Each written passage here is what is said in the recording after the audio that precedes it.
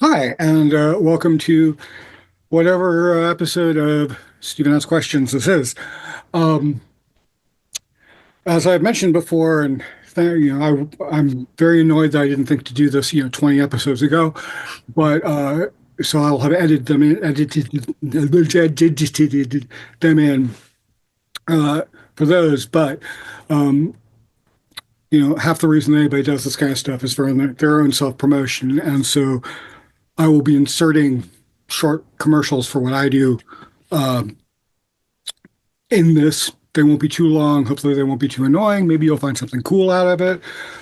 So yeah, I appreciate just tolerating them. Uh, so today we're here with Mark Ulissi, who I have another one of those people that I've known for many many years. Um, and as I've mentioned before, my ongoing rule is that if I don't know anything about whatever the thing is they're really into, I have to have them on the show. And I know bits and pieces of what he does, but you know, um, but anyway, I dipped my toe in it many, many years ago, but it's just not my kind of crack. So, Mark, tell us. Well, actually, let's circumvent that. We'll go back to the first question, and we'll do that. So, when you were a kid, what was the first thing that like you really got into that was like, you felt like you had to know everything about? That's a weird and loaded question because, like, part of my thing is I like to know about everything. When something comes up and I've got an interest in it, I'll go digging for information. It's like somebody bring up subject and Google's out on my phone, then I'm researching stuff. Mhm. I think you called it. You gave me the term for it a long time ago. Autodidact. Autodidact. Yep. Yeah. I'm not as like hardcore into. I need to know everything. But like if somebody brings up something I'm unfamiliar with, I at least want a surface level knowledge to be able to have a conversation about it. Sure. Yeah. Occasionally something grabs my attention and yeah, I need to know everything about that thing. Um, I, I mean, the first thing might be art, because I took to drawing very quickly. Apparently, when I was like 4 years old, my mom had trouble keeping me from, I guess, being distracting in the supermarket. So she handed me a pad and a pen and said, draw. And that just became an integral part of my reality for like the next 20, 30 years. Yeah. I don't know if that answers the question. Yeah, There's a, sure. yeah, No, I mean, of course it does. I mean, it's creative, and I think that then we can follow that thread yeah. straight up to the reason you're here, which is because you do. So I've been started off helping, but now I run a gaming server and I've been doing it for 15 years. And it's not just a gaming server, it's also a community. And from what I gather from other people, I don't really pay attention to the outside parts of it. It's impressive that we've managed to stick around for 15 years entirely on community volunteers. Like nobody makes a paycheck. Myself and a handful of other people like donate some of their paycheck every month toward keeping a server running. There's like on the whole probably 30 of us, 10 to 15 that are constantly active that we What just kind of have it. what kind of game? So it started off Minecraft. Back in 2010, Minecraft came out, and a friend of mine showed me a video of Minecraft on YouTube. And I was like, oh, that's neat. And he said, he built all of that. I was like, what? He said, yeah, he built all that. So I need that game yesterday. So I downloaded Minecraft, started playing it. And after a few days of playing it, I wanted to play with other people. The So idea of playing. what is because Minecraft's kind of a very specific sort of thing. Can you Yeah. explain to people who don't know what it's like? The best approximation I have is virtual Legos. You can take anything apart and build anything back up within the game. It doesn't really have a storyline. They just released a movie about it, but the story they put together with the movie was just using just various elements of the game and crafting them into a story. I think the people who were in the movie described it the same way. Um, Visually, it does. It looks very much like blocks, although yes, I believe you're limited to kind of one. And I guess you can put stuff together, but yes, starting point's only one or cubes. yes. Everything's cubes. It's a sandbox game. That's the genre it fits in. You kind of determine the scope and intent of the game yourself. It's a lot of self-determinism in what you're doing with it. Playing it with other people, it suddenly becomes a community of people deciding what they're doing with the game. that can get really toxic really fast or be really great for a really long time. Thanks to efforts by some of the other people and then just stuff we did over time, we've managed to keep it pretty great. And this isn't like an MMORPG or anything like that, where No, there's no, or NPCs and things like that. I mean, I guess no, they're bad guys, but there can be NPCs if that's the kind of like server you want to run. We've messed with that in the past. We've tried a lot of different stuff. I'm lucky to be surrounded by other people on the team who want to try everything.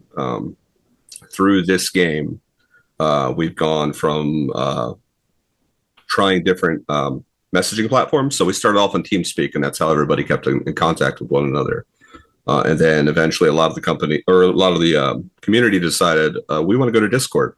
And as the admins of the community, we're like, TeamSpeak has better controls. All this stuff works better. But the community was like, no, we're going to Discord. So we had the option of, well, we can stay in TeamSpeak and everybody leaves, or we can follow the community and learn Discord now. So we learned. So when you say community, how big is that? I mean, you've got 30 admins. So no, not 30 admins, 30 people. 30 people. We've got, so the team of people that actually run everything is only about 8 people. Okay. That sounds right. At one point in time, back when it was a lot more in full swing, back in like 2010 to 2012, we could have around 30 to 60 people online at a time playing. Mm-hmm. And at that time there was a much bigger staff. And it's dwindled over time, but like, my whole thing has always been, what are you trying to do? Who are you trying to do it for? And sticking to that unless it makes sense to change. Because if you're trying to please everyone, everything falls apart. So okay. So what is it that the players play? What is it that, what are they doing? Are they all just building stuff and do they have their own little areas or? So when we started off, it was kind of you start off in one area and the staff would build kind of like a town for everybody to start off in, and everybody would go off in different directions. We went from that to we would try different multiplayer games that were built into the game that other people outside the community would build. There used to be a game called Spleef, I think it's called, where it's just a level playing field. You got 2 people on either side, and they're just trying to knock the blocks out from underneath each other, so somebody falls down in the lava underneath. Yeah, basically. People have come up with some really creative things over time. Some of it completely breaking the actual physics of the game into something completely new. It kind of followed that for a long time, and then eventually, as like Minecraft kind of waned, we realized that if we want to stay together as a community, we kind of expand to other games as well. So, just sticking with Minecraft for the moment, what is your role then as an administrator for this? So what do you? So as an admin, it used to involve keeping the website updated, getting new articles written, because it started off as a website that a kid in, I think, Ohio started, and he got lucky enough that back when Minecraft was like in its infancy, the creator of the game, a guy named Mark Ulissi, would actually talk to people over IRC chat.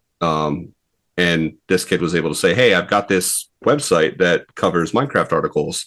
You should come and check it out. And at that point in time, he went and did that. And apparently he said, that's cool. And he added it to the Minecraft website's like community page, which wound up being how I found the server myself.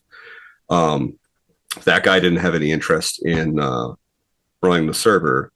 And somebody else that he hired ran the server, and that's who I joined under. And that guy promoted me up to sub-moderator, moderator to admin. So as the admin, I was keeping up the website, making sure everybody that's a moderator and a sub-moderator aren't abusing their power, basically making the game hard for other people to play, just keeping people following the rules, having to follow standards, making sure we're bringing in money to pay for the server, debugging things, because it's all hosted through Linux, and I had no idea what I was doing with Linux. I kind of got thrown to the wolves when I started.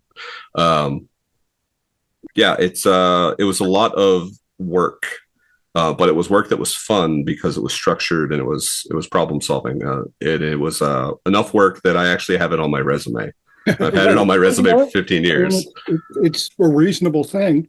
So Yeah, Minecraft, the game, yeah, has some pretty interesting history, which I yeah. assume you kind of know. So if you want to go down and talk about Notch and the whole thing, Well, it kind of depends on what you want to talk about there, because Notch didn't wind up making some good decisions later on. But well, um, Notch was Marcus Persson, as I mentioned earlier, started coding the game as a derivative of another game called, I think, Infiniminer. I think it was called. and it was web based at first because I Yes, vaguely remember yes, fucking around with it. Like it just kind of came under my radar. I fucked around with it for like yeah. 5 minutes on some website, and I was like, this is not my kind of crack. And If for a long time, like you could still play that web-based one on the website. It mm, was still available even as the game progressed. The game today is vastly different from what the game was then, but it got to be a bigger and bigger platform for him.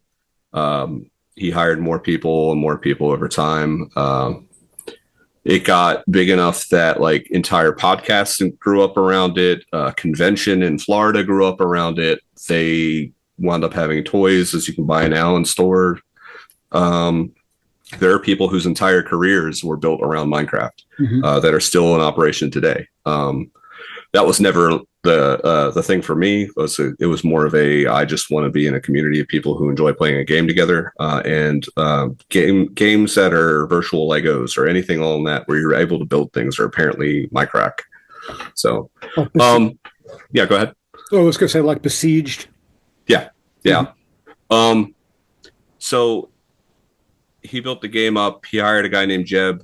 Jeb helped improve the game as well, but the two of them came up with a lot of ideas. There's a whole staff of people whose names escape me entirely because I didn't pay attention to that level of things. But they added monsters in Halloween of 2010, I think it was, and then Was they it the added. Enderman, right? The green. Well, yeah, Enderman was like the creepy thing he added, I think, in 2011, where he just wanted to come up with a new monster, and the Enderman like it pops into existence.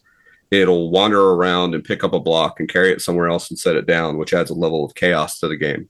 Because you could be building something and suddenly something you build is moved, or you could have something where you think you're safe and suddenly there's an opening and monsters can walk in, and it's completely random. Hmm. And then they have the mechanic where if you look at them, they Right. stop what they're doing, turn to face you, and immediately rush at you to try to kill you, which was a neat mechanic to have to interact with. It's so funny because, like I said at the beginning of this, I didn't know much about it, but everything that I do know about it, it's all just picked up on memes, Yeah, like this little shit that like's floating around out in the collective subconscious, like yeah, just reference somebody will make a reference to a thing, and then eventually you'll put it together. So it's yeah. kind of interesting.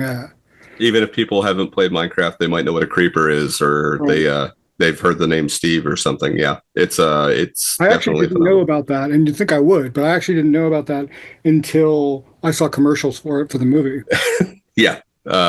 Casting Jack Black as Steve is an interesting choice for a character that previously was about as talkative as Mario. Right. Yeah.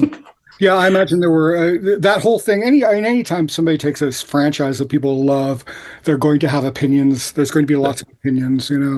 I don't have any opinions, like strong opinions of it yet, because I haven't seen the movie. I'll probably go watch it eventually. But yeah, I think they probably had fun with it, and that's within the spirit of the game, because game's Yeah. always been about having fun. Um, but yeah, no, the game changed over time. They added other dimensions. They added a dimension called the Nether. I think at one point they were going to call it Hell or something along those lines. They decided to like dial that down. Then they added a dimension called the End, and I think that was partially chosen because it technically has the first ending to the game. There's a monster there called the Ender Dragon, and when you beat it, it brings up this like meta narrative that comes up where there's these like disembodied figures talking about the player. It was bizarre. Like people had a lot of weird opinions, or people had a lot of opinions about how weird it was when it first came out. I think that's Um, good though. I mean, I think that like if you're going to have something that's that open-ended anyway, you yeah, might as well just fucking go for it and like, yeah, have fun with it and just be fucking weird. one of the best descriptions for the game I've heard is that it's not so much a game as it is a toolkit, and a lot of people have done neat things with it. There's a guy, I forget his real name, but he used to handle the Minecraft teacher, and he found ways to use it in education to the point that, if I'm not mistaken, Mojang, no, they did. Mojang actually worked with him to make an education version of the game where I think you can like mess with chemicals. Like you can actually put things together. Like you can put, I guess, like I've never played it, so I'm kind of quoting from memory, but I believe you can like take hydrogen and oxygen and another hydrogen and make hydrogen, make water, H2O. And it's got a lot of things in it that are geared specifically towards teaching kids. I know at one point somebody built like a massive library that had books like through it that were difficult to get in other countries, and it was a way you could join and go read a book that you weren't technically supposed to have because they wouldn't be watching a game for you to be reading banned material. Right. People have used it for community planning. So like I remember at one point, like there was I think it was a park someone was building somewhere, and they modeled it in Minecraft and showed that at like a community planning meeting and said, hey, this is the park we want to build. Right. There's a lot. Probably very confused when everything wasn't. Yeah. You know, it's funny because I have thought about mods and stuff, and I came up with, and if anybody out there who sees this wants to help me set this thing up, I got it all kind of worked out in my head. I had this idea of how do you to put a mod in Skyrim once that teaches dynamics in art and how that would work, like just different little art lessons.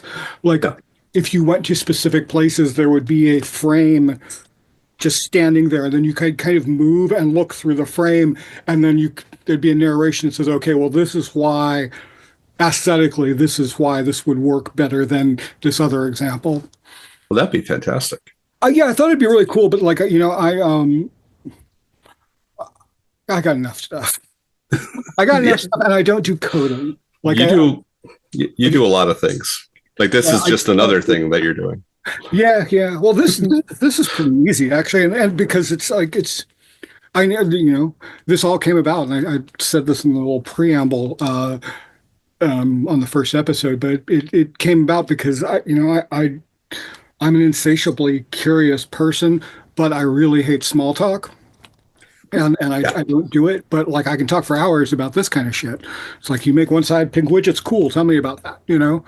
And so, you know, it's this part's pretty easy.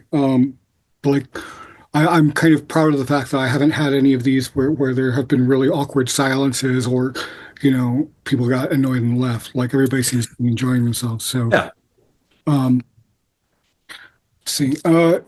But yeah, so like you'll periodically see articles about Minecraft where people have gone and built like functional computers because you can make a logic.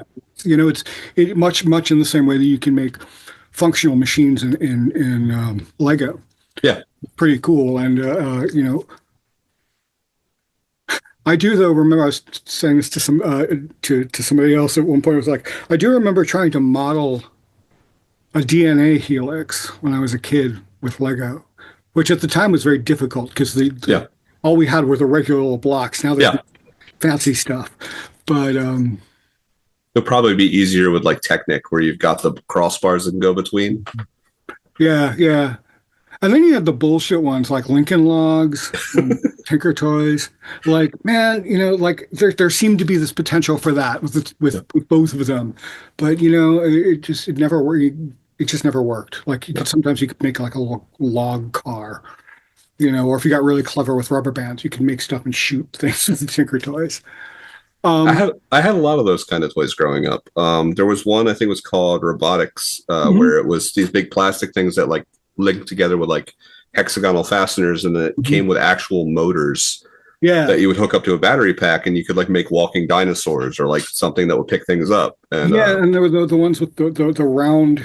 There were like encased round things with motors and different gear ratio things inside them. Yeah. I got lucky and I got to play with a lot of those kind of toys as a kid. I think there was one called Connects. Hmm. It was like these long like crossbeam bars, and it had a cube that had a connector on all six sides, and Yeah. you could like put them together. I remember making like trying to make like giant hands and swords and guns and I think it was um, like STEM, essentially STEM before STEM was a thing, yeah, before yeah. they came up with a name for it. Now we've got the Arduinos and stuff, and there's so many cool things you can do with that. And I still can't code, so it's like I Yeah. can't troubleshoot. It's like I know all these things I could do with them if I had it. So, if I once I have something working, I can do all kinds of cool shit. But like getting it to that point. Um, so what other games are you doing now? So like on the server, right now we're running, like we run a Starbound server, which is a similar game to Minecraft, but it's 2D. Starbound was made by a company called Chucklefish.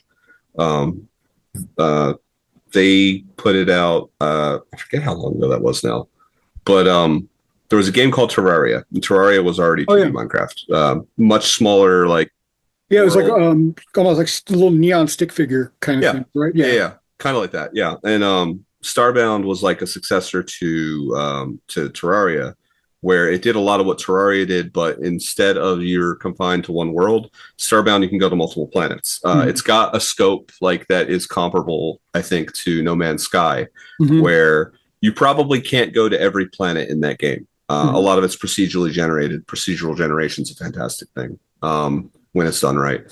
But we run a Starbound server. It doesn't get a lot of use right now, mostly because I'm the only person I think that's fanatical about it in the same way I'm fanatical about Minecraft. But we've kind of got subgroups within the community.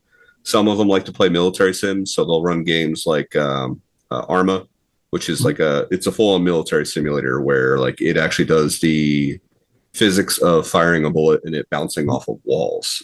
It gets intense and it uses a lot of resources from computer.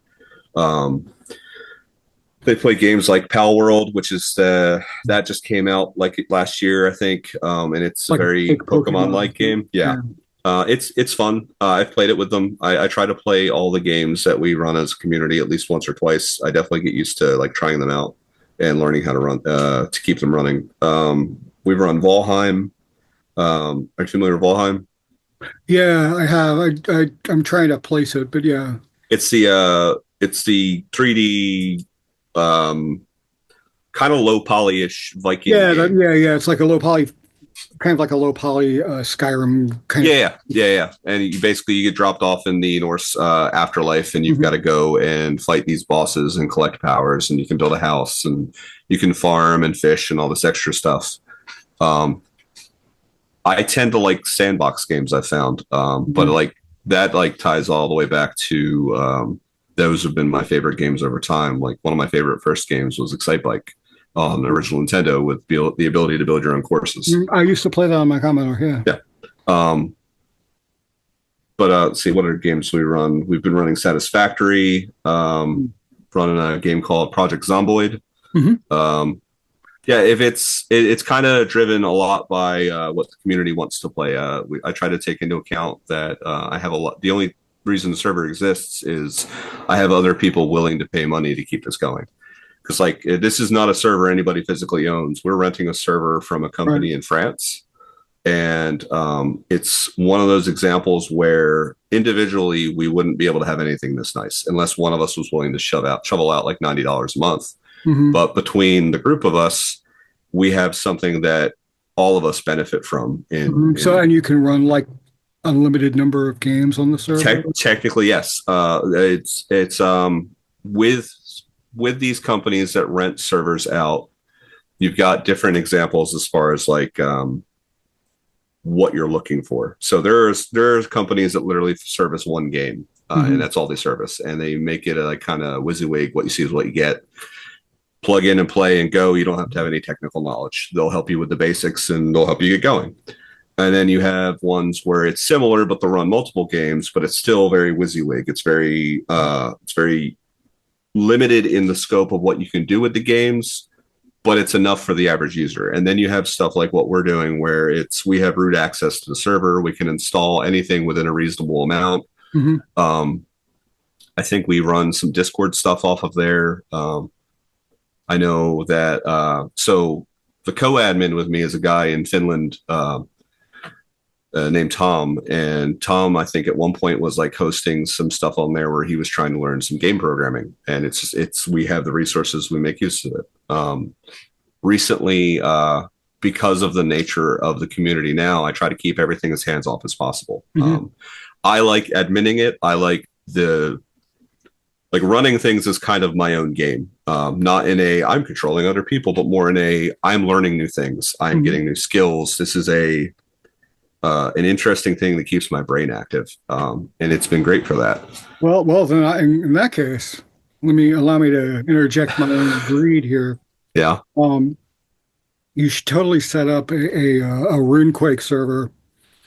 That is definitely possible. Play once in a blue moon, and it's there. And Half-Life 2 deathmatch server with a fairly specific set of settings.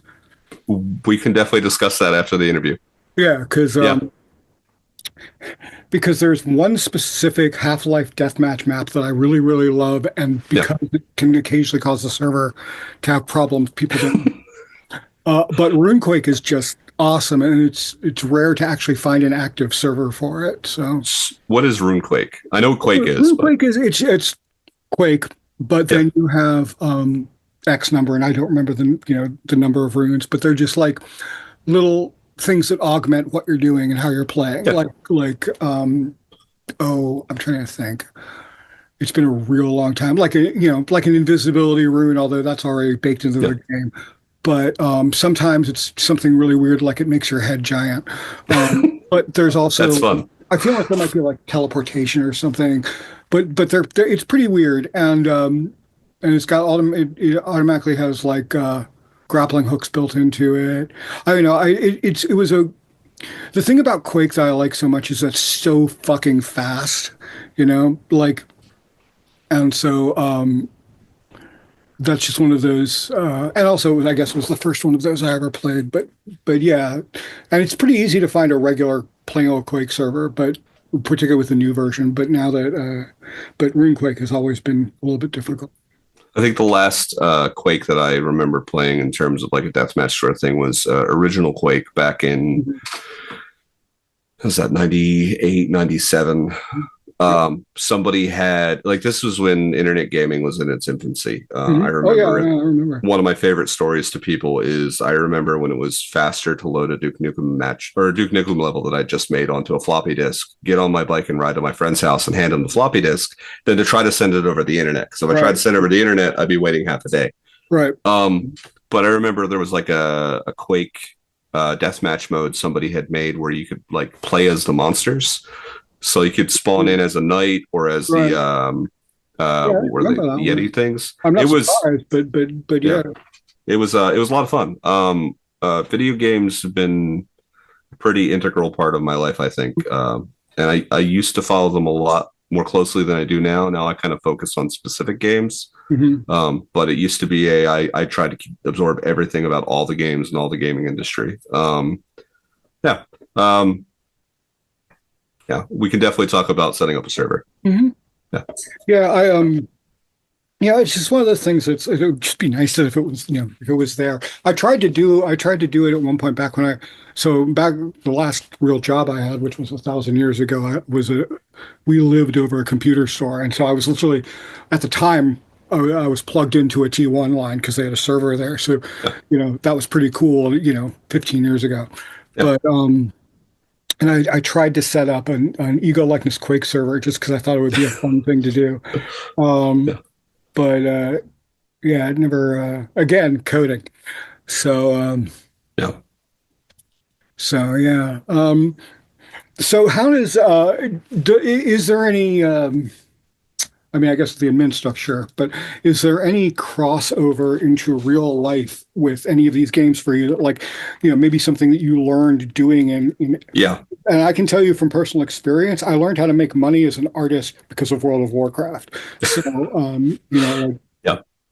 so I got a handful of examples, and they tie back into other games as well. I'll start with Minecraft though. So when I got into Minecraft and I got onto the staff with the server that I run now, At that point in time, when you became a staff member and a sub moderator, everything was a lot more granular in terms of how engaged you had to be as a staff member. Being a staff member, you couldn't play the game and be a staff member. People made tools over time that made it a lot easier, a lot more hands off, stuff that like just kind of protects things or sends you alerts so that you can shift your focus back and forth. Um, Basically, there was no work life balance. It was you're a staff member or you're a player. So at the time, like we had a tool that somebody had made, I think it was called Log Block or something along those lines, where it kept a database of every single action in the server, everything. So you'd go, somebody would say, hey, somebody broke my house. So you'd go to where their house used to be, and you could run a series of commands, and it would tell you this block was broken in this area, this block was broken in this area at this time by this player on this day. And you could look all that up, and then you could reverse it and roll back the changes and bring their house back, and then you could ban the person who did it if they weren't supposed to have done that. What I found out later while I was taking computer science courses is I was playing with SQL statements, and I had no Your idea.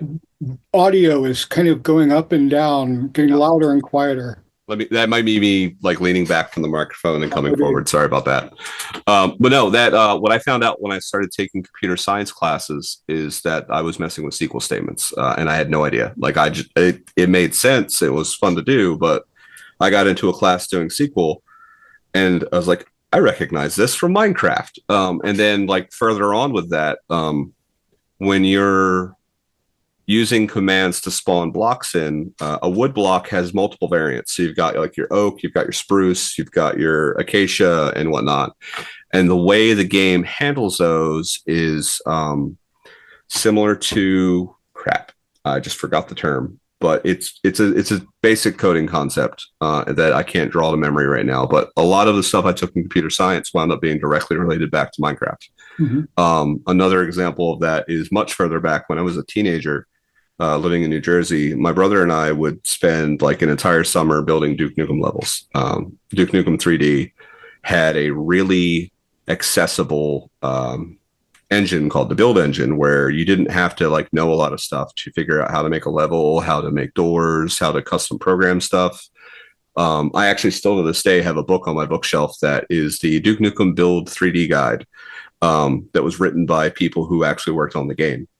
It was a step up from like making Doom levels or making Quake levels, which were still semi-accessible, but the Duke 3D build engine made it a lot easier. So my brother and I would spend all this time making levels, and then years and years later, I go to college and I'm taking AutoCAD classes, and I realized I was playing with a dumbed down version of AutoCAD the whole time. All of this is like easily like had a one-to-one comparison to stuff I used later in life. Yeah, and having that familiarity with one thing, like it's remarkable to me how that when when we did our first video, and the person who was doing it literally went nuts, and I had a week to like get it off the camera and do all the editing for it, and I started working with Premiere, and at first I was like, fuck, I'm never going to do this. And then at one point I realized I was like, oh, wait, no, this is just like an audio DAW and Photoshop shoved together. And so it's like when you have the, all of a sudden you're like, oh, okay, so timeline effects, you know. Yeah. So yeah, it's cool when you have like one of those little moments of, oh, okay, this is, yeah, got it. It's almost like a skill set version of an analogy. I like to tell people like, pay attention to everything you're doing, because even if it doesn't seem like you can relate it, it's probably going to come in handy later on. It's like learning to deal with people in general. Like, because I used to not be so great socially. I learned how to deal with adults by working at a daycare. The skills they teach you to work with kids are completely like carry over to how to interact with adults. Well, I mean, adults are really, they're just big kids, except like, they don't know it. Like, but from a programming standpoint, like I remember, growing up in DC, and I remember kind of realizing that one day and mentally looking over at Capitol Hill and going, "Fuck, that explains so much." Like it's all the petty, stupid shit, Like it's like they trying to prove stuff and all, it's like my dad can beat up your dad, my ideology can beat up your ideology, Yeah. whatever. Like, and it's like it's not even about trying to get the thing done. It's just about wanting to be the one who can do it. Yes. So, it's yeah, that's absolutely. I don't do kids, but man, that makes perfect sense. Yeah. So, what is it that where do you want to go with all of this? Like like do you have any like I don't, So your vision maybe for the server or I don't have a specific version for the server in terms of like anything grandiose I'm trying to do with it. For the most part, I've examined like a lot of what we've done over time and what I've done, like when I wound up in the admin seat as opposed to just being someone who was helping run it. hmm, Because that like winding up as an admin wasn't even part of my goal. That was the previous admin handed stuff over to my friend in Finland, and the friend in Finland said, "You're the co-owner." I was like, "Okay," and it just completely shifted my focus of like, this is what I'm doing, and now this is my role, and it wound up working really well. Because he's really good with the technical end of things. He sometimes can get frustrated because I think partially because English is the second language. hmm. So when it comes to like conflict resolution and having to be diplomatic with people, I think I'm a lot better at it, which is odd to say because I don't even think I'm that great. Like I don't think I have that kind of charisma, like to be able to do everything. But like apparently I'm good at conflict resolution, which was I the imagine that that there's a real I think if you looked at like the Venn diagram of people yeah that enjoy Minecraft and the Venn diagram of people with autism, I think that there's a lot of crossover there. And yeah speaking for our people, yeah we tend to, all you gotta do is say the thing, yeah just be blunt. Blunt is fine. And, it's like, oh, okay, I didn't, there's logic and we cope well with that sort of thing as opposed to yes trying to deal with, uh, you know, nuances and, yeah God forbid, passive aggressive. So like, yeah. yeah. I'm gonna tangent slightly to come back to the question of like what I want to do with it. But so in examining like stuff leading up to this, like tonight talking to you, I was kind of like, well, what am I going to talk about for this length of time? And I realized that in general, what this is a culmination of is all of my experience around gaming. Back in the 90s, I started playing a MUD. Are you familiar with MUDs? Mhm. So I played a MUD, which is for anybody unfamiliar, it's a multi-user domain or multi-user dungeon. It's Yeah, no, I remember text-based. playing with Muds on Pine. I don't know what Pine Oh, is. Pine, it was so 95, it was I don't know what the proper term would be, but it was a way of networking, accessing the internet that didn't use graphics at all. It was like, all I know was something related to, there was another thing, Pine stood for Pine is not Elm. And so like I would dial in, and literally I would dial in to, Yeah. I think originally I was using a library for my internet. And so, and it would give you, you could surf the web, but there were never any images that went with it. So it was all text based. I feel like those are called BBCs, but I'm not sure because I remember seeing the term BBC a lot, and I knew people who used those. But like I went into the library at school one day, and I saw somebody playing on a MUD, and I asked him what he was doing. He said, "Oh, I'm taming this griffin." I was like, "It's all words." He said, "Yeah, there's a griffin right there," and it said griffin on the screen, and he issued some commands, and he talked to me about it a little bit. And I didn't end up joining the game he was playing, but I first I played a Tolkien based one called I think it was called Two Towers. It was like something angban.net. And I wasn't aware of all the references that were in there because I had only read The Hobbit and the Lord of the Rings trilogy. I still haven't read the Silmarillion. I still need to. Oh yeah. But like, there was a lot of stuff. I know it's dry. But no, I played that one for a little bit. I did terribly at it, but it was a good like first getting my feet wet and learning how to do it. And then I joined another one that was called, I forget if I even found it, called Marintha. And Marintha to this day still exists in a smaller sense than what it was back then, similar to like what happened with the Minecraft server I run and the game server I run. Craft Hub is what it's called. But Marintha was basically a chat room where you could fight monsters, Hmm. and it helped me learn to socialize with people. Hmm. And it taught me a lot about running communities because I wound up, they had a player based council. They Hmm. had different classes. It was fantasy based. You had your rogues, your warriors, your wizards, your clerics, and I feel like there was another class that I'm not thinking about right now. But either way, they had a player council for each of those classes, and I decided, like after playing for half a year, that I want to join the council. I want to be involved in the stuff behind the scenes. So I ran a virtual political campaign now that I think about it. And I got a bunch of my friends to vote for me. And I got on there, which there were a lot of people that didn't like me because apparently making people read on a text based game, because I was very verbose, because I hadn't quite Yeah. gotten my communication skills under wraps. Apparently they didn't like that. So they didn't like me. But to their dismay, I got on the council, made a bunch of them change their minds because I basically confronted them with, I'm here to help make the game better. I don't know why you're here. So if you still have a problem, that's cool. But I just want to make people have a better time. Um, did that for a long time. Got to see a bunch of stuff behind the scenes. Took lessons on what to do, lessons on what not to do, and working forward, carried that into running the Minecraft server. So Hmm. a lot of what I've helped build from and build into has been based off the lessons of what I saw worked and didn't work there. And I like to think that we've done a really good job. A lot of the people that are in the community are people that I've gotten to watch grow up over the course of 15 years.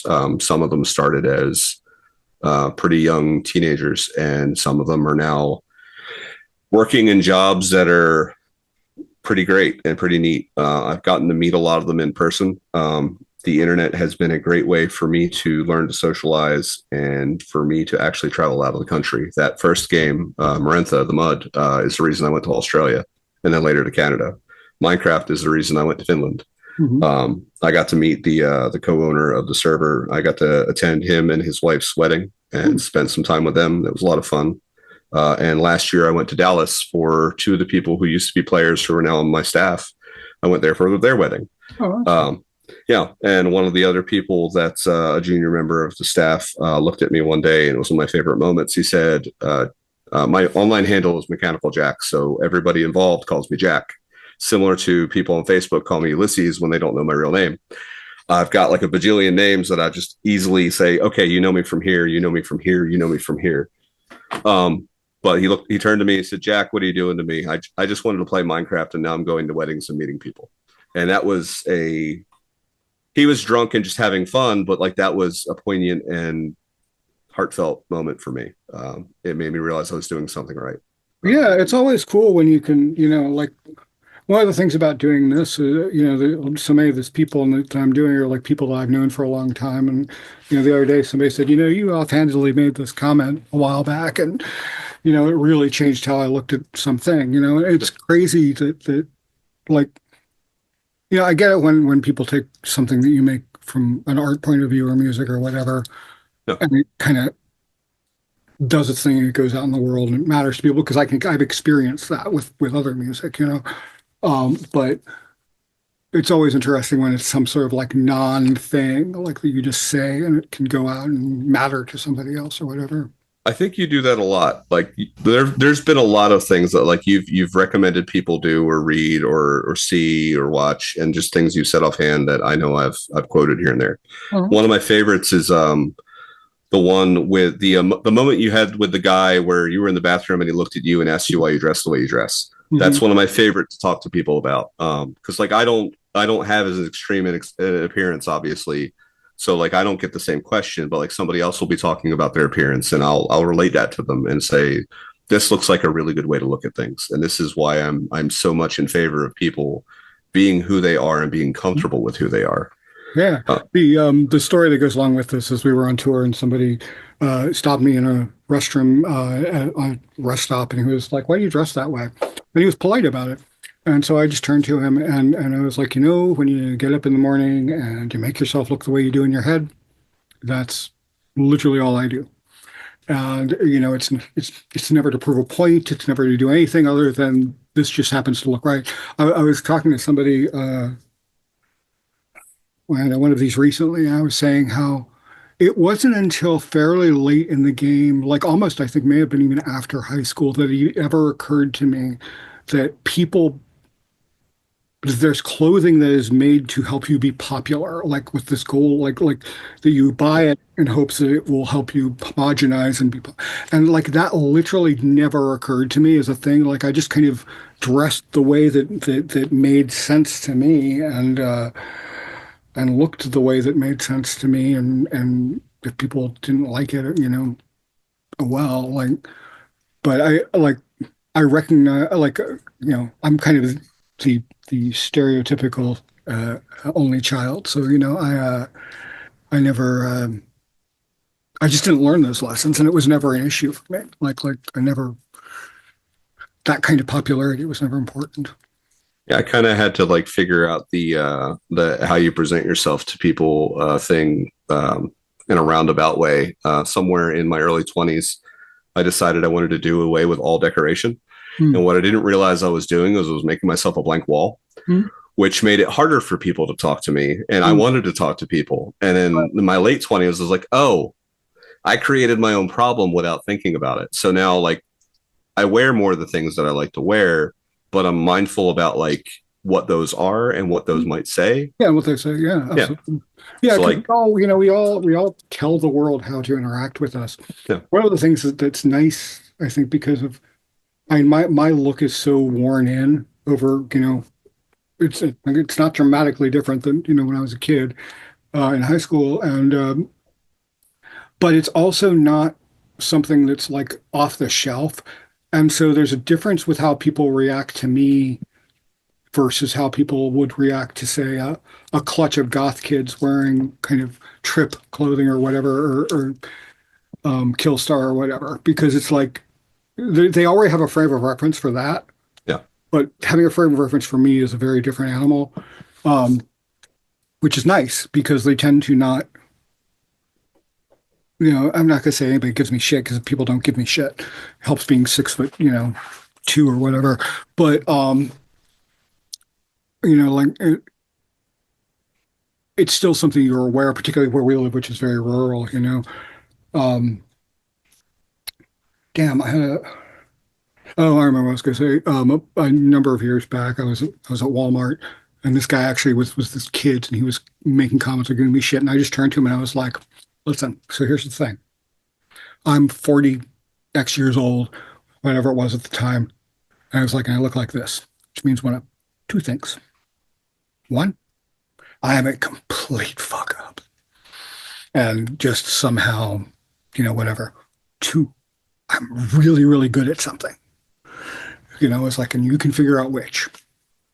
Uh, so, like, yeah, of course, it does periodically, did get me into trouble, almost trouble once, which was we were in Savannah, outside Savannah, and went to the little gas station next door to the hotel to get something. And some guy who I could tell they saw me in there, and they got in their car and then drove around and rolled down the window to say something.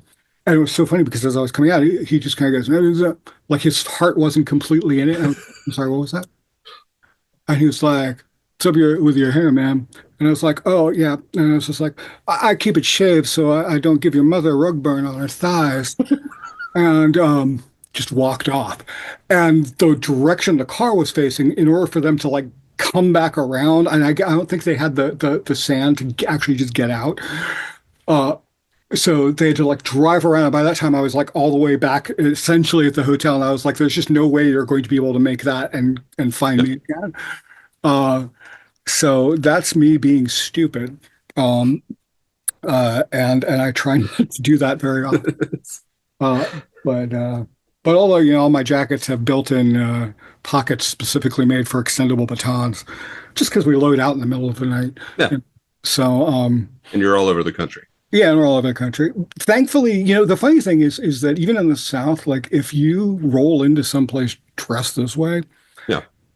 and if it comes up and you just go, "Oh yeah, I'm in a band," that everything goes away. Any animosity, any weird, Yeah. whatever, even if they've never heard of you, because I think in their head it's like, "Oh, you have to dress like you don't want to dress like that, but you have to. It's a rule." I I feel like when I'm in my usual like go out of the house clothing, that's probably why people don't mess with me because people frequently mistake me for somebody who's in a band just because of the way I dress. Like when we went on the first goth cruise with you guys, Hmm? and we met Jeff. You know which Jeff I'm talking about? Um, this guy there named Oh, Jeff. oh, Jeff. Austin, Jeff. Yes. Yeah. Yeah. Mhm. Jeff thought Heather and I were in a band Mm. for like almost the entire week until he finally asked us, "What band are you in?" And we had to tell him we're not in a Well, band. you do kind of have that Daniel Meyer German looking really into techno dude look. I don't have a lot of like sense of what I look like to other people. Oh, I'm well, still see, if coming. you look at the screen, you'll Yeah. see yourself. Well, I see myself, but I still like Yeah. so for 40 some years, I've been my own best like model for drawing. Like I know how to draw myself really well. Um, and there's no like scope of if I saw another person who looked like this, what would I think of them? I can't get outside of that paradigm. I'm too involved there because it's literally me Right. Yeah. Of course. to Well, yeah, you're see never. it objectively. Yeah. I can't imagine what it's like to be Mark Ulissi. Yeah, Um, it's always funny because like I'll see like photos or videos of us on stage and I'm like, hey, that actually works really fucking well. Like that looks good. And there's this kind of like, well, yeah, but that's what you do. And I'm like, yeah, I know, but in my head, yeah, I'm just, this yeah. guy. And but like so it's this weird balance of like I'm very aware that when I go up there, I've got my pose, the things I Yeah. know that always work for photos, or the trick of like learning to automatically point your head in the direction the crowd is, Mm. even if you're not really paying attention to where it is. Just it falls that way, and so it works. It keeps maintains that intensity. But and so you just train yourself to do it, and so you're not even thinking about it. So it's like Yeah. Yeah. for me, it's just like I went up, I did my job, I came back, and hey, look at that. That picture looks like, it's doing what it's supposed to do. Yeah. If you were paying attention to it while you were doing it, you would probably drop the spinning plates. Yeah. We were on tour with this band once, and I've told this story before on here, but so again, sorry, but I repeat myself. No. Relevant to the conversation. Yeah. We were on tour with this band, and the guy was like, "So, what do you think of the show?" Because the guy had been, on tour as a guitarist for years, but this is the first time he'd been a front person. And I was like, "Well, the audience doesn't know they're noticing this, but I notice this, and this is what I see. I see you going, I look cool in this pose. I look cool in this pose. I look cool in this pose." And you're going through this repertoire of things that work consciously. Mm. What you need to be doing is you need to be moving, and then you'll fall into it kind of naturally. The more you fall into it naturally, it's going to change things up. It will become more fluid. Like I make this joke, but it's true. My entire job is to not fall down when I'm on stage, and that's kind of the only thing I'm really concentrating on. Everything else just comes out of that. Yeah. But like one of the cooler experiences I had when I first started doing this is, if you ever do anything physical, like repeated, like juggling or something, like Yeah. where you'll feel like there's this, and this is one of those places for me that again, this keeps coming up. There's this membrane of skill, and you'll like find this edge where it's like you're juggling, or for me, it was spinning poi. I used to spin poi a lot just for exercise. And you find like if you move, you can move just a little bit more and a little bit more and a little bit more, and all of a sudden you're swinging stuff around in this much more dramatic way. And I did that with my guitar, where I'd feel like, oh, there's a little bit more I can push this every few shows. You start to feel like it's more, and then all of a sudden you're playing it like up here because it's just every time you just move that up. And so I think that's one of those cool. And it seems to like pretty much stay with you. The guy who did all the guitar for the new Stoneburner records, a guy named Jason, I saw him with Pig in like 96 or 97. He must have been like 12. I have no idea how like he was amazing that he got that job, but he did one of the coolest tricks I've ever seen. I never forgot it because I don't think I could do it. I don't even know what muscles to flex. He'd play guitar. The thing where people will throw their guitar around and then catch it, right? He would do that, but he'd throw it, or it'd go all the way around him, back up halfway. He'd catch it on his palm, kick it back up, and then come down with it. And he would just do it again and again and again. It was one of the coolest fucking tricks I've ever seen. And so yeah, it was just and I haven't seen him do it since then, but he also has incredibly long dreadlocks, and so that might be prohibitive. Um, yeah. But I should ask him about that at some point, actually. But yeah, so it's always cool when you see those tricks that develop out of that, like just doing the thing over and over again. But yeah, I don't know. That was kind of a weird little tangent. Uh, Tangents are great sometimes. so okay, well this series is always just it's not just specifically about Minecraft or anything. It is Yeah. it's about passions. What else are you? What's really getting you off right now? What is something you're really excited about? So like, and this kind of stems from the same thing that I think got me into Minecraft, but I didn't like, well, into running the server on Minecraft and doing those kinds of activities. I've found that I really like helping solve problems, and we've talked about it before at one point when we talked about what I do for a living. Um, where I have managed to fall into a role work-wise where my entire job is problem solving, and as long as I'm problem solving, it doesn't matter what the work is. I'm happy. Right. Last year was the first time I had been meaning to do it for 3 years. I actually volunteered to help out at Dragon Con. Mhm. So I volunteered for the horror track. Our mutual friend John is co-director for that, and I help him with Fascination Street Yes. every month. Yeah, um, I help him with the door with that every month. So I like hanging out with John, and I enjoyed Dragon Con the first time I went, but I can't really justify the cost. Mhm. But what I found is like even for like a goth night, when I went to Temple in Knoxville, Mhm. I would often show up early with friends who worked there and help them set up, and then I would stay afterwards and help them break down. Not because that was necessarily my goal, it's just like I like to be helpful with things. I like to learn about it's another way to learn about things. Like Mhm. I'm learning what they're doing to set up a goth night and how to break down a goth night and keep a venue running right. With John, it kind of fell out of my wife Heather has worked door for him for years, and I would show up and I don't really dance, so I'm the bane of DJs everywhere. But I really like the music. I like listening to it, and I like the people that show up. I like goth nights are great for seeing people expressing exactly who they are. Mhm. It's one of my favorite things about the community. You know, Um, last time we played down there at Fascination Street, I think well, it was one of John's events. yeah, There was this clutch of little trans kids. yes, I know exactly what you're talking about. It was so cool. Like I love that ilk because Yeah, I've seen them a lot in all kinds of other venues and stuff, and they just don't give a shit. They're coming out and having fun and like just regardless of any of it, and they're just being happy with who they are, and just from a like I really hate. I think exclusivity is just the absolute worst thing that can happen to any subreddit. yes, yes. So when you do that kind of thing, it's Yeah. really cool.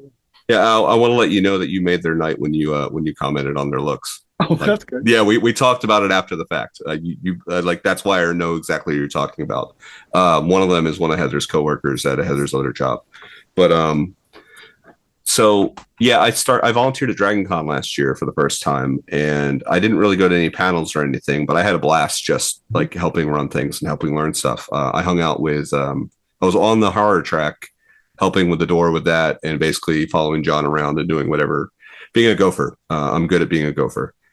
Um, but I also wound up hanging out with the tech ops group a lot and seeing what they do, to the point that the director of the horror track told me, "Don't let tech ops poach you." To which I said, "I don't want to work over there. I just want to see what they're doing." Like that's a level of involvement that would probably be beyond what I could handle. Like now, maybe in the future, but like right now, that's beyond me. But I really enjoy helping out with the horror track. I just happen to like for me, it was fun seeing them set up stuff and run the soundboards and just handle everything that Tech Ops handles. But that was a lot of fun, and I like volunteering for stuff, and I think I want to do that more. Mhm. I've thought about trying to make time to volunteer at other conventions. I've got friends who do like the entire like months leading up to Dragon Con is con season for them, and they're just at every single convention doing stuff. I don't think that I could do that with my job. I think my job would be prohibitive to that because I only get so much time off. But it would be a fun thing to do. It's gives me new stuff to learn. It lets me meet new people because I really like people. People are great. Even when they have their foibles, people are great. Yeah, I think that's it. It's just is continuing to learn new things. Kind of rounding back to a question from like 20 minutes ago.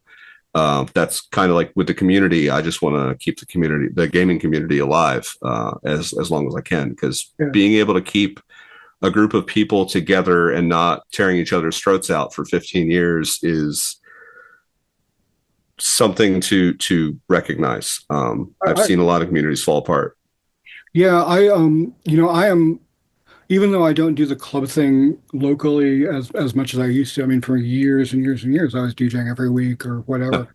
And but on not so much again because I had to get away from Facebook because of just everything, Yeah. And but I'm still like really, really hyper protective of our scene, and that community, like so like um I don't know, yeah, that stuff matters, and you just do what you can to kind of, I don't know, remind people about the why of it. Yeah.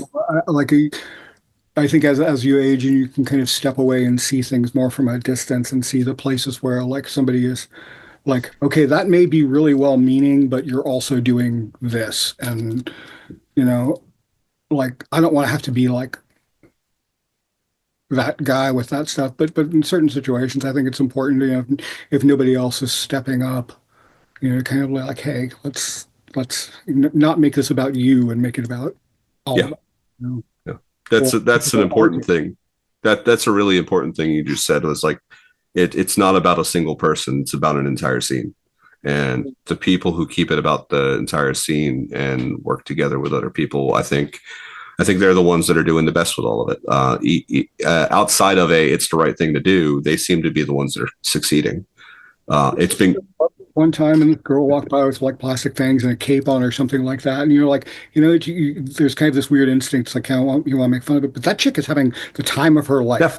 For the first time, she's doing this thing, and we should all be that lucky to experience those things again. Yeah, that's one of the things that kind of raises my hackles occasionally, is people get caught up in like a specific look you have to maintain to enjoy yourself at a goth night. And it's, if you enjoy the music and you're a decent human being, come on in. I used to be in a power noise band with this dude named Seth, who was a corporate lawyer, and he looked like a corporate lawyer. He was like a few inches taller than I am. And we'd go up and we'd play these sets where we're just pounding on these drums and metal pieces and stuff. And I got off stage and they're like, well, I get why you're doing this, but why are you in this band with this guy? And it was like, that dude goes up and defends people, who are trying to save the environment and all these other things. So it's like, that dude is more punk rock than all of us put together. So, you judging about how he looks or whatever is fucking bullshit. Like, he may not wear the uniform, but he's actually doing the thing. That reminds me of SLC Punk, and I think the character's name was Mike. He had the striped like polo on, glasses, and short cropped hair, and I think like khaki pants on. And one of the scenes early on in the movie, Matthew Lillard's character is talking about, and this is Mike, and Mike is more punk rock than all of us. And the character basically hands his glasses to him and gets up on stage and starts beating up some guy in a band because he's beating up his friend, and like he looks like the least likely person to do any of that in the room. I was at a Baltimore. I had to go in for my jury duty. And I was just sitting there minding my own business on a bench during lunch or whatever, and this guy walks by. He stops. He's like, "Man, I really love your look." I'm like, "Thank you." It's like, "Oh yeah, I'm here. I'm a lawyer and stuff." And I was like, I don't normally dress this way though." And I was like, I don't care. like dress that way. If I had a lawyer that looked like me, I wouldn't want, I want you to do, I would want you as a lawyer to look like a lawyer. It's like you don't have to. Yeah. justify that, Yeah. it's okay. Yeah. So yeah, I don't know. It's people are weird. Yeah. That is a very accurate statement. But it's cool. I don't know. I'm just honestly for me, it did like it always just comes down to just being a real human being, like just being who Yeah. you are, and like you and Heather and all the Nashville people down there are just real, just like that I can cope with. That Yeah. makes sense. I think it's important that people prioritize being genuine. Yeah. And that's what gets lost is like someone gets caught up in I should do this because that's the way you do things. No, just be genuine. Like, and as long as you're being genuine, you'll find your people. Yeah, and there's and not having anything to prove, like one of my favorite in Neuromancer, there's this ninja character, and at one Mm. point, like he doesn't do anything. Like Yeah. all he does is he's like he doesn't have anything to prove. He doesn't come in doing flips or anything. He's just there, and just by virtue of the fact that he's literally not doing anything the entire time, he could basically punch through your face. Well, Yes. I love that. You know, like I was talking about this with somebody else. I'm like, I'm not going to try and prove to you where I sit in the hierarchy because I don't give a shit. But if you try and push back on that, it's just like I don't want to have to because Yeah. I'm sorry that you do. It's almost like the Boba Fett effect. It's like Boba Fett didn't actually say much in the original movies, but everybody thought he was a badass. Right, right. Yeah. Yeah. Well, I mean, what was it? He does have the was it no was it the threat like no obliterations or no something. So just by knowing that he's inclined to Yeah. completely destroy you is pretty solid. Yeah. Yeah. Yeah, I really feel like almost the other bounty hunters kind of got shafted. Like you wanted to see a little bit more of what happened, particularly Yeah. Which one? the bug guy, not Bob. Yeah. Yeah. I always felt sad for Boss because he's got this whole like how are you going to accomplish anything when all you can do is this? Yeah. So, but yeah, like the bug guy. Mm. I think they didn't they bring that character, a character like him, back in the Mandalorian, like one of those assassin droids? The assassin droid, yeah, yeah, Yeah. that was the what's the IG-88. I still know this, Yeah.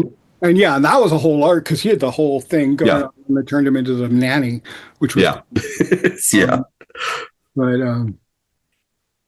yeah, I really do hate the fact that they went and kind of retconned Slave One though. Yeah. Like, Yeah. like it's cool that they were able to make him kind of neutral, which Yeah. that's awesome. I'm a big fan of that. Like, you do what you do to survive, and if that's the thing you need to do, then that's the thing you need to do. But also like let the thing be the thing. Like nobody. I just don't. You know what? There's an Earth place that's happened where with MIDI, where they're like you get your master and your slave. And apparently now they're not trying to say that. Yeah. And I'm just like, oh, nobody is mistaking this for some sort of thing. It's Yeah. understanding how like, okay, what do you want to do? Boss and employee? Okay, do I you follow I my think they want to call it parent and child or something along those lines. That's kind of weird too. Like, I may be misspeaking. I remember having the conversation with somebody else. There's a lot of that stuff around tech, where it was, yeah. Yeah. yeah, it's such a weird thing. Like I've got actually one of the people that was on here a while back. This guy named Ted Wally, who's a teacher, art teacher, Yeah. and he was teaching a class. He was like, okay, bring out your ink retardant. And somebody from the class was like, we don't use that word now. And it's like, it's not like it's being directed at you. There's a definition of what retard means. It means to slow something down. Therefore, we are using the word because that's what it does. Yeah. Yeah, that's one of those where the shade, like the shade of the word even changes in that specific instance. Like it's a tool. Right. Or like, are we going to rename Nigeria? Like Give it time. yeah, right. Or well, and then there's the whole like negro meaning black, in on like Spanish. yeah, Yeah. exactly. Yeah. Like again, just, like the, there's times where things are just really innocuous and you're making it worse. Yes. Like there's so many things we can be outraged about. Yeah, there's a lot of far more important things to be Right. outraged Yeah, about right now. exactly. Yeah, and that's what I'm saying. It's like just let's work on context, folks. Yes. Okay. Yeah. Yeah. Worry about the people taking away the rights. Everything else. Yeah. Yeah. Um, God, I was talking to this girl at a show in New York one time, and she's like, "Yeah, I used to have dreads," and I was like, "Oh, okay." And she was like, "But then people told me it was cultural appropriation, so I remember that conversation yeah, like, never." from you talking about it. Yeah, I was like, Yeah. "Don't like like yeah." It's just it. What other people do is not your problem. I think a lot of that stems from there was a time frame there where people would loudly shout intent doesn't matter. Um, and while it's important to recognize, I think that intent isn't the whole of the picture and that you can still do damage regardless of your intentions. Mhm. You still have to take into account, like, intention still does matter in that I would rather deal with a good intentioned person doing something kind of shitty than someone doing it maliciously. Right. Someone doing it maliciously with ill intent at the core of their action is far more dangerous in most cases. That and for me also like culture is not monolithic. Like culture grows because other cultures come in and we all get into this wonderful little melting pot, and that's how cultures as a whole grow. And by going, well, you're appropriating this or that, it's like you're kind of doing essentially the same thing the bad guys are doing. Just like maybe your intent is not to do that, but Yeah, it's a well if you're still putting these walls up. it's like a well-intentioned segregation. Right. Oh, and now one of the places where I thought it was absolutely appropriate was the whole when the Native American people stood up and said, "Hey, can you please not use our headdresses? These matter to us." This is Yeah. it's a very like cohesively as a group Yes. thing. But like when you go like to the dread thing, like most people that you talk to about that don't give a shit. Yeah. Hey, it's cool to see or another one, being of the Mexican persuasion was Speedy Gonzalez. Most of the Mexicans were like, we're just happy that we got represented. We think that's cool. Yeah. And they were like, well, too bad. It's somewhat it's fighting for somebody when they're not asking you to fight for them, and there's nothing gained by picking that fight. Yeah. Yeah. So, but one of the things one of the things I appreciate about use is that for people watching along, this isn't really probably may come across more as me monopolizing this than usual, but these are the conversations that we tend to have. He and his partner tend to be involved with online anyway, so it's kind of all tension of this long ongoing conversation that happens. Yeah. No, it's yeah, a lot like I don't know where I was going to go with that. Yeah, I do enjoy having conversations with you online and seeing your viewpoints on things. Yeah.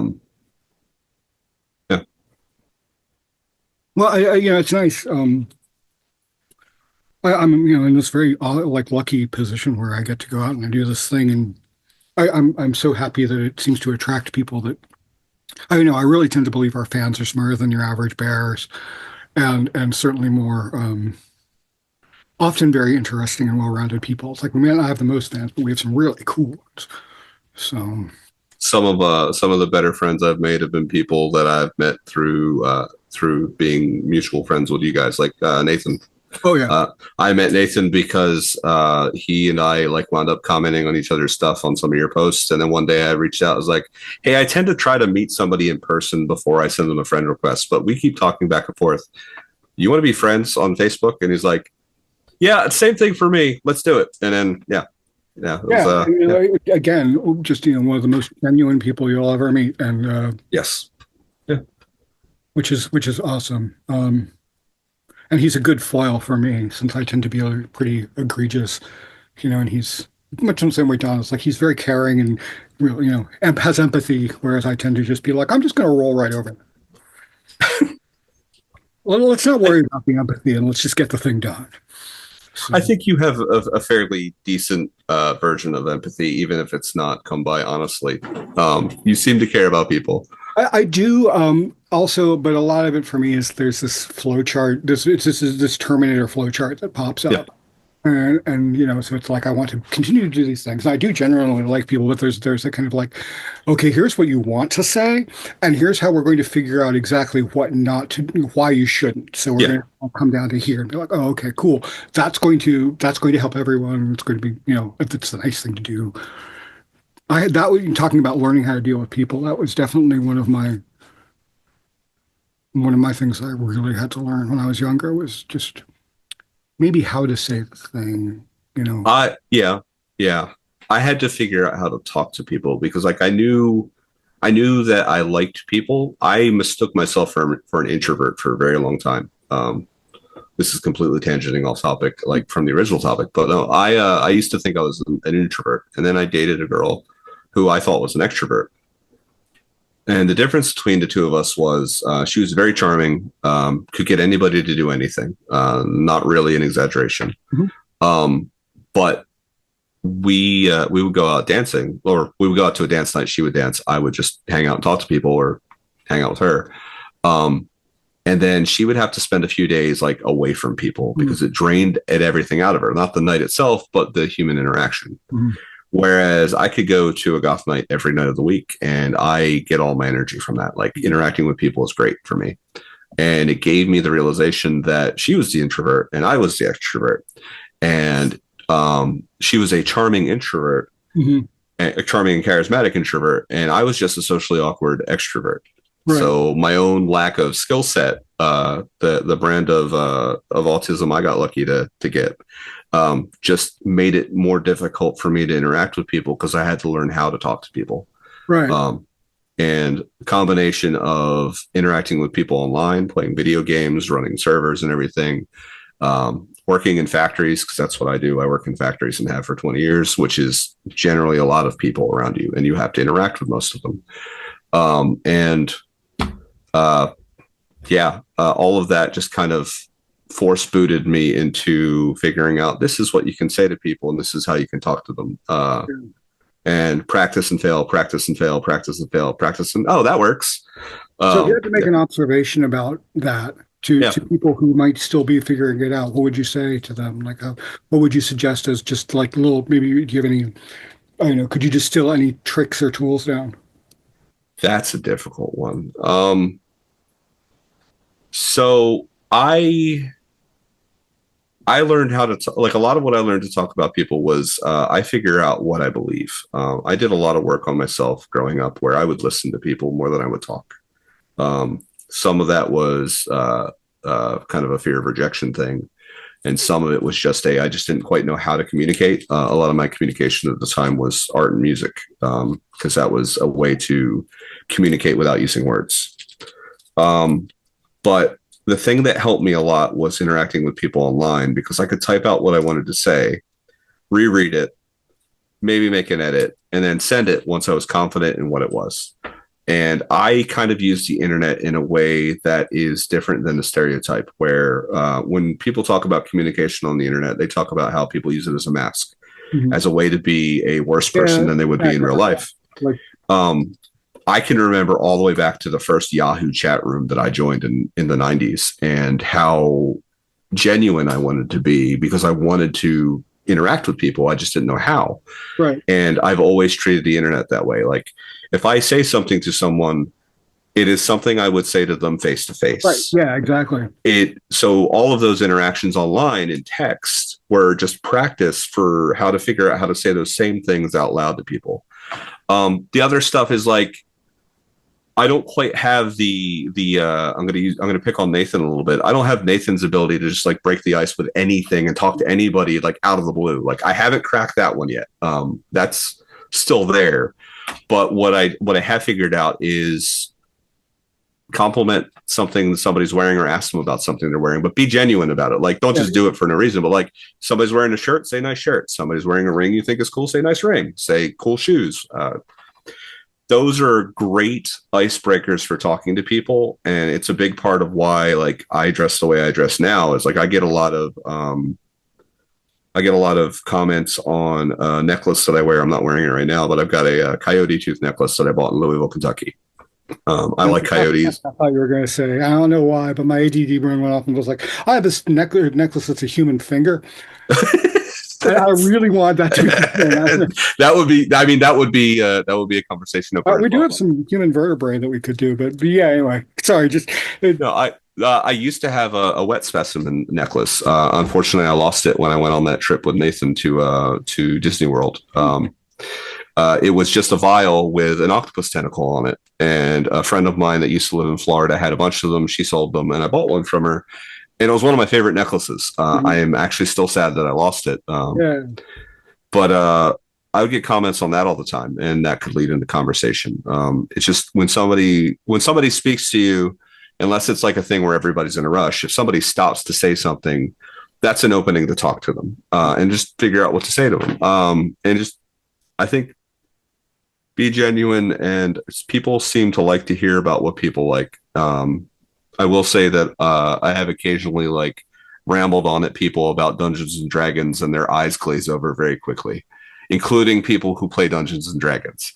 So that one doesn't work. But like Minecraft, I talk to people about Minecraft a lot. I talk to people about whatever interests they have, and it seems to work. That said, the bulk of the people I'm connected to are some version of neurodivergent. I've discovered that over time that most of the people I connect to are somewhere on some end of the spectrum. That's not to say I can't interact with someone that's neurotypical at all. I do have people that I talk to who are, but that seems to be an easier way to connect, and the info dumping seems to definitely be a key thing there. But no, it's rolling back to the original question because I tangent a lot.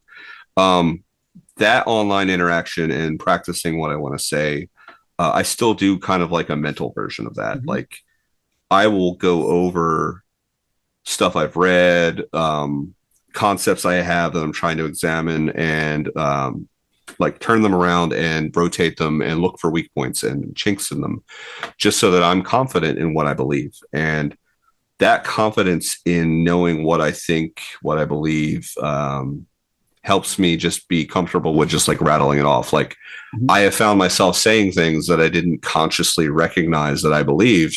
Right. And then after the fact, oh, huh. And it's built off of all of those like building blocks of I believe this, I believe this, I believe this, I believe that. And then I just, with the people that I am already connected to, I'll bring this stuff up as a conversation, say, hey, I'm trying to figure out this thing that I'm working on. I've got this analogy that I think works for this. That's actually another thing. For me, analogies are an integral part of my communication. And I think I only realized that about 5 or 6 years ago.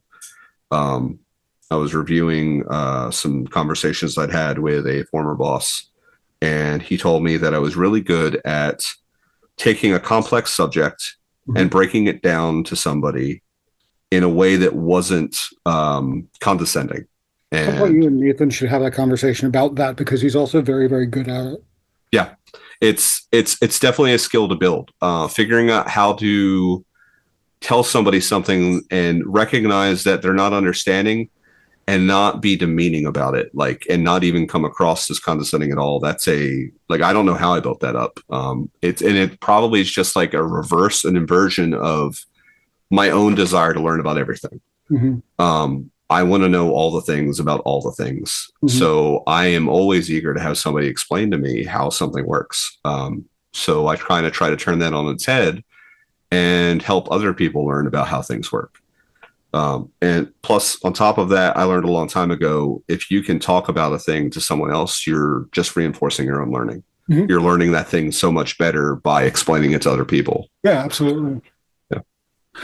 But yeah, I think figuring out like what your communication strengths are and knowing enough about yourself that you're confident talking about yourself and about the things that you believe and think, that's probably it.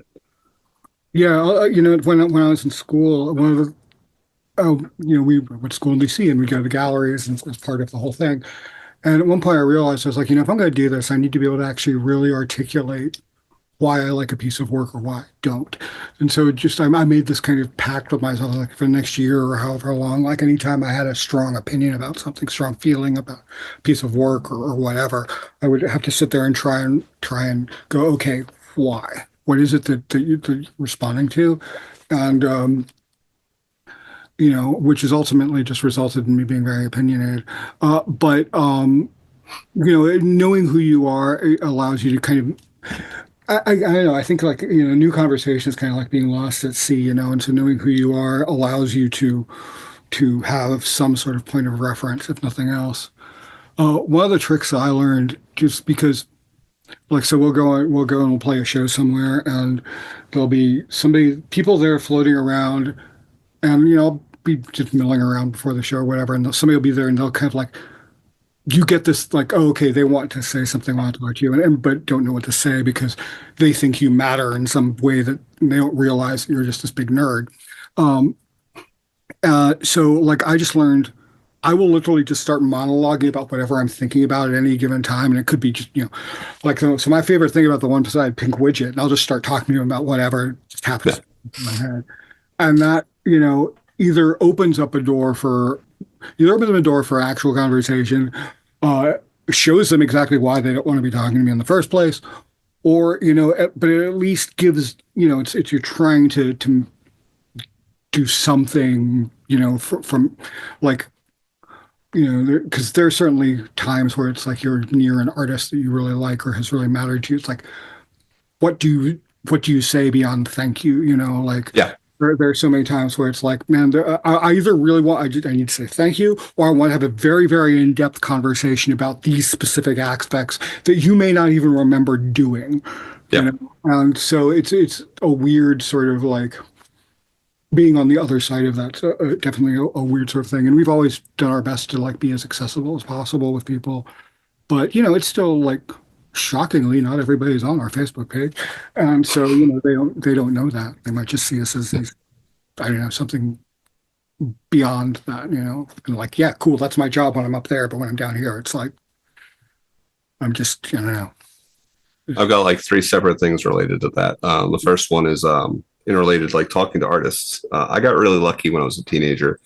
I was into the band Oleander. Mhm. Lead singer is a guy named, I think it's Thomas Flowers. And they had an email address in the liner notes of their book. And as a teenager in the 90s, I decided I'm going to email the guy. Yeah. And I did. And he responded. And I had multiple conversations with him. And that helped reinforce that musicians are just normal people. Yeah. He was very accommodating. Like I asked him like about his equipment and like about his songwriting and stuff. And those conversations kept happening. I think I screwed it up because I was a teenager and I shared a chain letter. Mm. And that probably was like, I'm not going to talk to you anymore. But like, yeah. But like, and that's been my experience over time. I had a similar experience at my first concert. My first concert was an AFI concert in Pittsburgh in 2002 or three. I can't remember which. It was for their Sing the Sorrow album. And they sold out a place called the Metropolis. So this is a band that could sell out a huge warehouse venue. And after the show, the friend that gave me the ticket that I went with, we're waiting outside. I'm following her lead because I've never been to a concert before. And everybody's waiting around to talk to the band. Venue staff comes out and says, they're not coming out. You can go home because they're just trying to get us out of there. Band comes out and actually spends time with their fans. Very, very nice, very genuine interactions with everybody. The venue comes back out and says, you guys need to leave. So the band like split up and walked off in different directions away from the venue. Davey Havoc, lead singer, walks over here with a bunch of people. Drummer, can't remember his name, walks across the street with another group of people. I follow them. The Jade goes to another direction with a group of people. And so the band just spends time with their fans, being very genuine, having conversations. And that like kind of set my expectation for these are people and it's possible for them to interact with people like people. I remember my first interaction with you and Donna. I was very drunk and I was worried after the fact that I'd made an ass of myself. It was at the shelter. One of the last shows there in Atlanta, and they were pouring drinks heavy. I may have unknowingly met Nathan's wife Sarah that night because she Mhm. might have been bartending without knowing it because I Well, didn't get introduced to her. But like I told her the story, said I think I was bartending that night. There's a handful of our mutual friends that were there as well that I just never met. But like the last drink I got that night was a vodka screwdriver, and I swear they used orange liqueur instead of orange juice. But it got so bad that like I sat down, and thankfully I was familiar with the fact that if the world feels like it's tilting forward, do not lean back. Just stay exactly as you are. And I opened my eyes and I hadn't moved. And then you guys went over to the merch table. It was you and Donna, the guy from Servitor, and I think that's everybody at the merch table at the time. And I wandered over, and I remember like telling Donna how great her voice was, telling you how great you were on stage and everything. And then afterwards, Danny and Jasper from DeCambrios, who I went there with, came up and kind of escorted me away very politely. So I wasn't sure at the time, but no, it's those moments of being able to talk to musicians and being able to say something aside from thank you is great. There's a lot of musicians I've met where that's literally the only thing I can think to say. mhm. Briefly got to meet John Darnielle of the Mountain Goats, and that was literally the only thing I could say to the man. I didn't have any other. He's one of those people I would really like to talk to for about half an hour. A Yes, couple of specific things. I would like to. I don't know what I would say to him, though. Now I could at least talk to him about his writing, his books, Wolf and Wolf and White White Van, Band is fantastic. fucking amazing. Was the Universal Harvester? Yes, I like that one so much that I did. There's I name drop it in one of my songs. yeah. Mm. Devil House was one of my favorite Oh, too. that's all right. Like I didn't like it quite as much as the other ones because I think I like how insular the Yeah, other ones are. I think we've got a different opinion then. Because like Wolf and White Van's my favorite, and then Devil House, and then Universal Harvester, Mm. like in a descending order. But I'm looking forward to him writing more stuff. I've got a copy somewhere around here of his 33 and a third book on Black Sabbath. Mm. I forget which one, but I've got it I'm somewhere on wondering the bookshelf. about doing like a graphic novel or something because I think that between the two of us we could do something really interesting. I would definitely read that. Yeah. I like his writing. I like your art. I like your writing. So yeah. What was I going to say? There was a third thing about artists as people, communication. Thank you. I can't remember what the third Well, thing was it now. accounts for anything. I don't actually remember you from that show. I do remember you from Dragon Con, where we Yes, that was the other for thing. like 45 minutes or something. And Yes. So so, that was like the third or fourth time I'd met you. And I remember that interaction very distinctly because I came up, I had purposefully worn the same shirt because you had multiple messages on your Facebook, like, if I don't recognize you, don't be offended. that's true. Yeah, and I already have that expectation with musicians in general because you guys are traveling all over the place, meeting I don't know how many people a night. So the ability to hold on to one person's face is difficult, even from like the I Minecraft hate it server. and I feel like an asshole, but yeah, it's just like I'm sorry. I wish I could tell you, but yeah. Yeah. Well, like the Minecraft server, I don't have to remember a face. I just have to remember names. Mhm. Back when we were constantly busy with turnover of new people all the time, people would ask me, like, come back after a while and say, hey, do you remember me? And I would say, I'm sorry, I don't. And they'd kind of be like a little upset. And I'm like, listen, this is what you need to remember. If I remember your name, it's because I'm watching you, because you've done something wrong. And like, that's been the joke on the community for a while now. It's nowhere near that bad anymore because we're kind of like a set like standard. This is the people in the community. This is who it's going to be until one or two people wander in every now and then, and it's been good. But yeah. But no, I remember the Dragon Con because I came up wearing my John Dies at the End shirt. I reminded you that I knew you through Jasper and Danny from DeCambrio. And then you thanked me because apparently I scared off some guy who was drunkenly talking to you and was annoying the shit out of you. And then we sat down and talked about artwork, and you talked to me about the violence of light stuff and showed me a bunch of stuff on your phone. And I think we talked for like 2 or 3 hours, just sitting on the floor in front of the merch booth.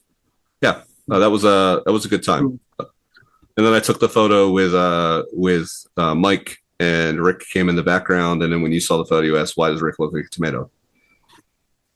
I have a very good memory for events. Clearly. Yeah.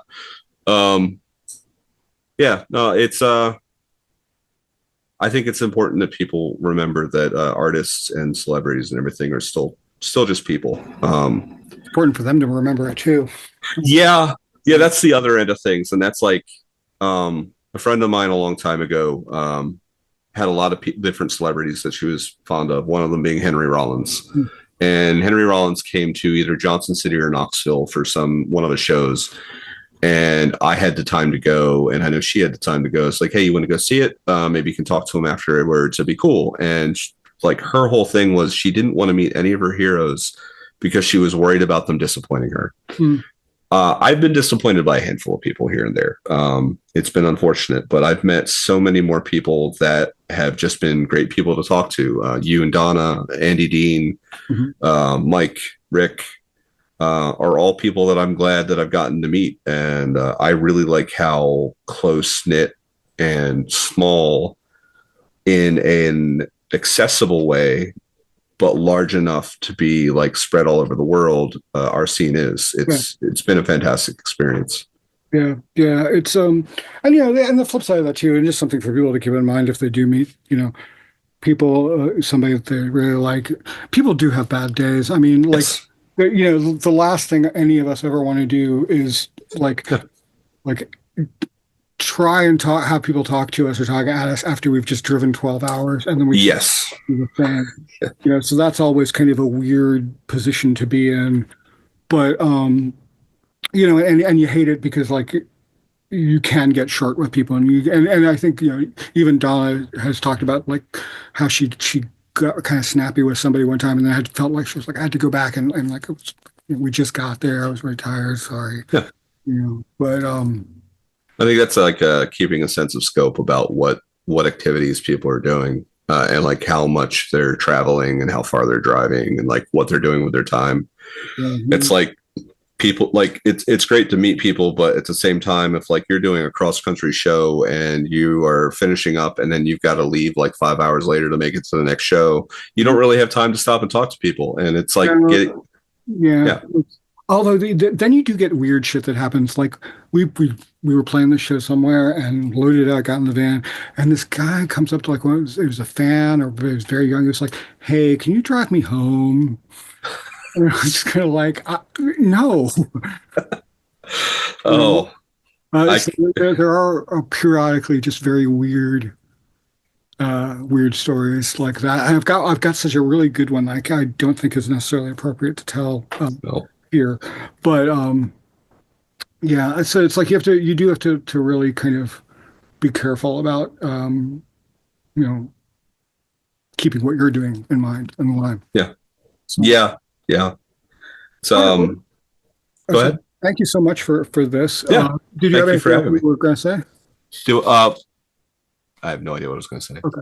Well, so where can people, if they want to come in and do your Minecraft thing, like so all of our servers are play.crafthub.net. I think if you look for Craft Hub on Discord, you would find us.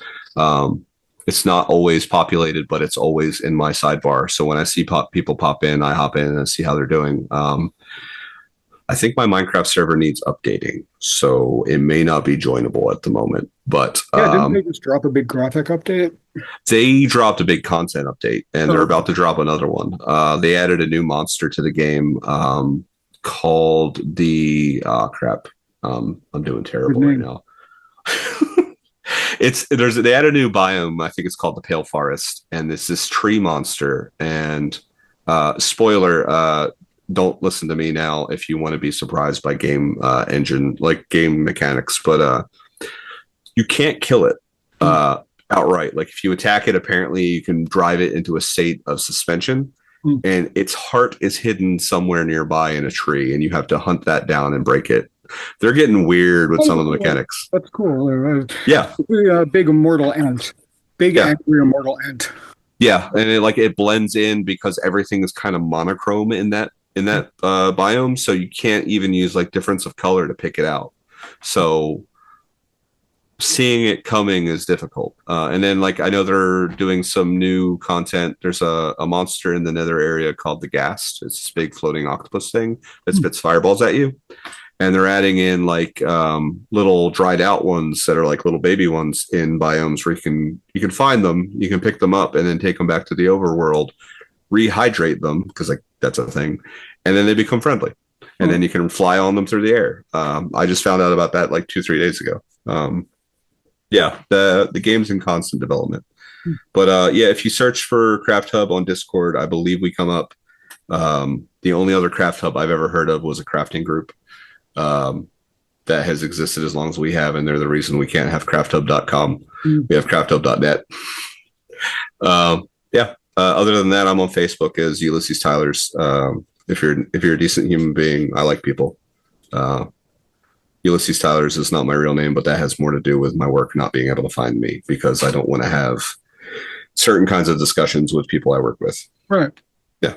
So if you work with him, don't, If somebody works with me and they've seen this, chances are they're the kind of person that I would talk to anyway. it's fine. I just figured out what that thing to your right is. That? No, the other side.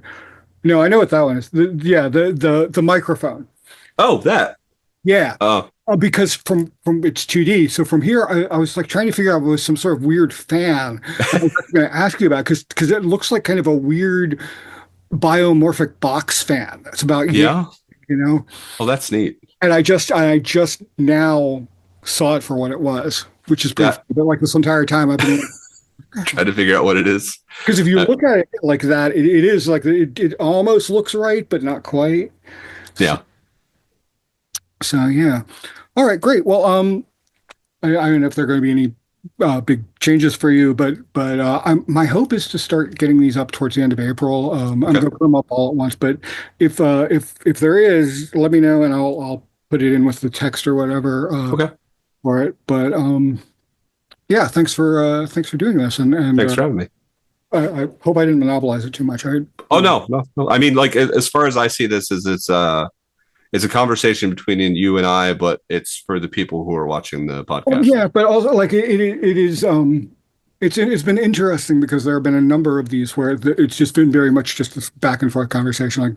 Like, somebody that Margaret Killjoy, who I've known since she was 16, Yeah. like there's a lot of that going back and forth. And then there are the people who are like reigning experts on certain things where it's just like give it to me. Let me hear it. Hit me with the flood.